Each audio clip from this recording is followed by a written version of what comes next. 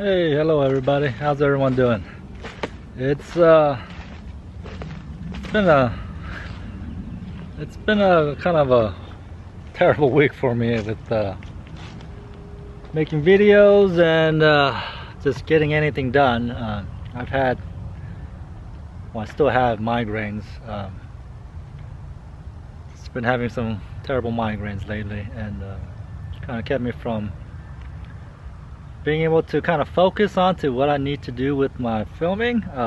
I've tried to make videos this whole week, but it's just when you're not focused on what you're trying to, the message you're trying to get across, it's you just end up just getting a bunch of clips of just randomness, and I can't edit it to work together very well, so I'm starting all over. So I have worked on getting my very first paddock on my rotational grazing set up. I've got the double wire strands set up. As you can tell, there's 2 wires, and it goes all the way around the very first paddock in this, and that's it's all set up. I've used mostly trees on this one to get the wires hooked up. I used one of these insulators. It just has a screw in it, and drill a very tiny hole, and you screw it in, and then it fits. That will focus. So that's what it looks like. You just slip it in, and it's pretty good, and it doesn't do too much damage to the tree. The hole will heal up, and it doesn't cause any damage to the tree. And so I did that all the way across this paddock with all the trees. So it's not quite a straight line, as you can see. It kind of zigzags. I could have gone from this tree all the way to that tree, but if you do that, what happens is you create a tight space between the tree and the wire. This wire would have been about maybe a little bit like 15 inches off this tree, and I didn't really want to create that kind of a space where if a pig was grazing on the grass and all of a sudden it worked its way into that tight spot and got shocked, and then couldn't go in one direction but decides to go the other and runs right through the wire. I didn't want that to happen, so I kind of eliminated that potential problem with just kind of zigzagging it like the way I did with this wire. So it goes all the way, and it's the same thing here. I attached it to this tree to get rid of that potential problem. I have a feeling this spot is a little too high. I could probably bring this wire down a little bit, and I'll show you. And I'll do that right now for the sake of this video.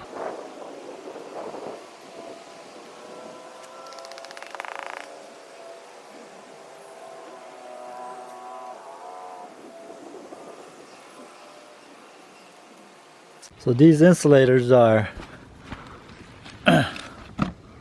work on these fiberglass poles, and you just unscrew the back and it slides up and down. And as you saw, I hooked this up before I drove and then put the fiberglass pole through the holes, because I found out that if you put the poles in and then try to hook it up on the wires, it's a little difficult, and you end up kind of putting a kink on a dent or a bend on the wire, which I didn't like. So it's easier if you just kind of set this up first and then drive. And I've been doing about 2 fists, and then as you screw it in, it tightens up on the fiberglass poles, and then it holds. So, and then as the pigs get bigger, I could easily just adjust these up a little bit. Of course, on the ones on the tree, I think they're fine. I think that I put them high enough where I don't think I need to adjust them as the pigs get bigger. Okay, so that's problem is fixed here. So I also put gate handles on this side because my original pig pens is back there, and I set that area up to teach the pigs how to to train the pigs on electric wire, and to get them to know who I am, and teaching them how to follow the bucket. So once they're in there for about 2 weeks, and I taught them to follow me with the bucket of feed, when I decided to move them here, I could just go from there to here. It's about, I'd say about 60 yards. It shouldn't be too bad. I mean, I'm not too sure what kind of pigs I'm gonna get, how curious they're gonna be, or if they like to wander and explore. I don't know, but hopefully most pigs will just follow the feed bucket because they like food, and I'll try to do that move in the morning so they know it's food time. So yeah, I put that gate here, and I did a simple same thing, same style as back on my pen. Just made a loop, connected, made a nice little tight wire fitting. So you just detaches, and then it's hard to do it with the camera. Let me put the camera down.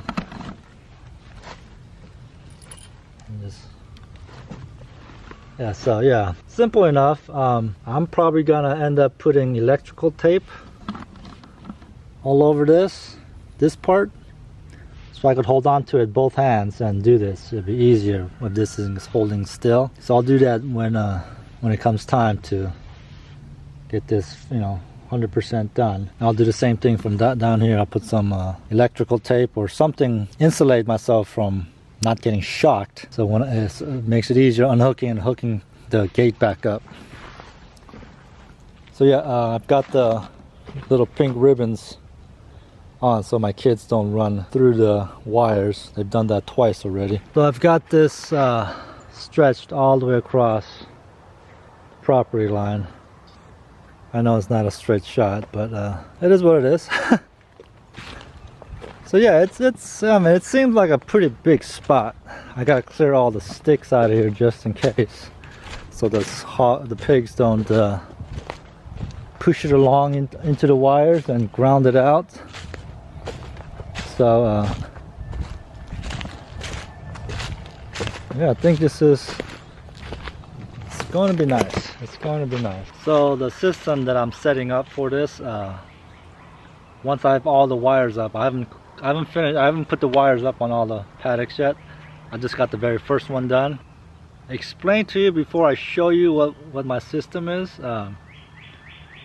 It's really overly complicated. I'm pretty sure all of you farmers out there that done electric work and would mess around with electric fencing, you're probably gonna look at this and just kind of laugh at why I'm doing it so over complicated. Alright, so my system is I've got 5 paddocks, and I'm gonna rotate the pigs through those paddocks in a giant circle, and the pigs will stay in one paddock for 1 week. So that's the only paddock that's gonna be juiced up. That's gonna be, the wires are gonna be alive. And yeah, normally when you run electric wire, all of it is just always hot and always active, and when I first had my cow and I set up the first time I did the 5 paddock system with my cow, I had it, I had all the wires live all the time, and I was constantly having problems with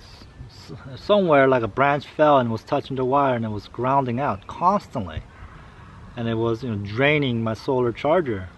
Eventually I came up with my system where I disconnect and reconnect paddock that's the cow was in. And when I did that, troubleshooting of where it's being grounded became much easier, and I was able to solve the the shorting out problem real quick. When I had all 5 paddocks all live, and I was having somewhere it was shorting out, so I constantly had to keep walking the entire all 5 paddocks to figure out where was the grass, blade of grass, or the stick, or whatever the tree branch was hitting to to eliminate the problem. So eventually I started disconnecting all the paddocks into separate wiring system and hooked them up with alligator clip, and I just kept wherever the cow was in, I kept that paddock live. The wires were active and just juiced up in just that paddock, and it's very it's really not complicated, but it's complicated to explain to you. So let me just show you what I'm trying to get at, and hopefully I could get the message across without sounding like a complete idiot. But some of you might think I am because I'm doing it this way. Okay, so I ran the wires through this whole paddock, and at every corner, except for that one, of course, because that's not connected to any other paddock, but this corner is connected to the second paddock. So as you can tell, the wires are not connected, or bottom or the top. But I've got this one, this alligator clip, and attached to here, and when I attach that, that will make this live. And I've got the wire attached to both wires here, and so that will juice up these 2 wires from this line. So basically this is the only wire that will always be live, and because that will come from the charger that I'll have set up somewhere, wherever I could find, and it'll be connected to end of the wire there, and it will come and it will juice up this wire, and this wire is the only wire that will always be alive. And then from here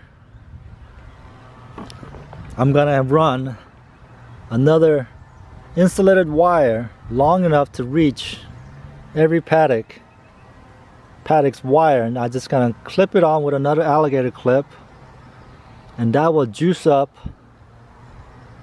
wherever paddock pigs are in. So I know that sounds just like way overthinking it, and it's just too complicated. It's simpler to just juice up the whole thing. Yes, it is simpler to just juice up the whole thing, but like I said, in my experience, troubleshooting just becomes such an easy fix once you do it the way I'm doing it.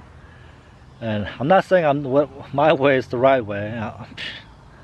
I just like to do that because I hate coming out here and find out that the wires, the charger is not hitting as hard because there's a stick somewhere, or branch, or a grass, whatever, weed is touching it, and I gotta walk every single paddock to figure out where the problem is. I would rather just go to where the pigs are and just walk that one paddock and figure out, okay, that's the problem. I'm probably gonna get somebody in the comment section saying, yeah, I'm just overthinking this or complicating this thing. But I'm not saying you have to do it this way.